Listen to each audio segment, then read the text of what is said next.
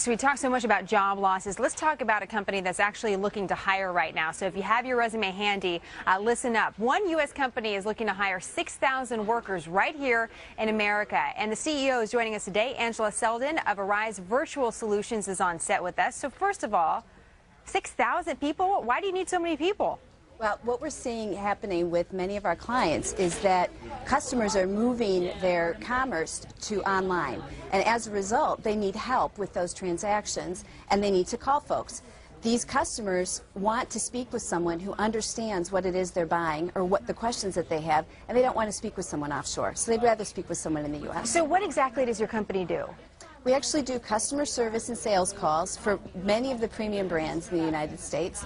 We sell cruises. We help people with roadside assistance in the event that they are stranded on the side of the road.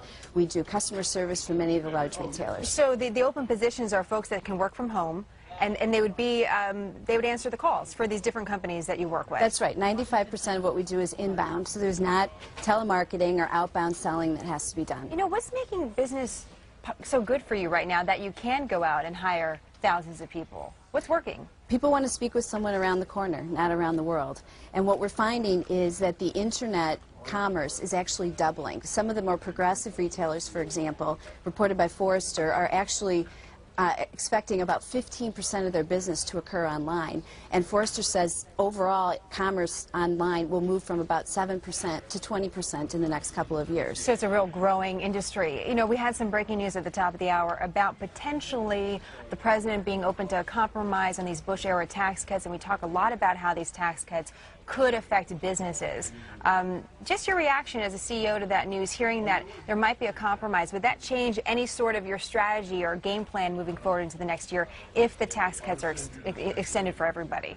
Well, certainly the breaking news is, you know, hours old, right? So I think we all need to evaluate a little bit more about what the specifics of that program might be. But certainly there could be opportunities for companies and for our workers as well. Real quick, tell our audience, how can they get hired? www.arise.com.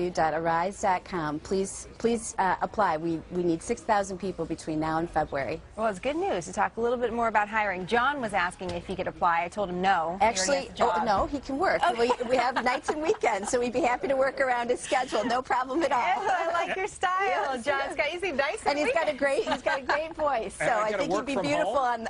Yes, and you can work from home. It'd be perfect. Look at this right here. I had no idea this was coming, John. There you go. I'm there.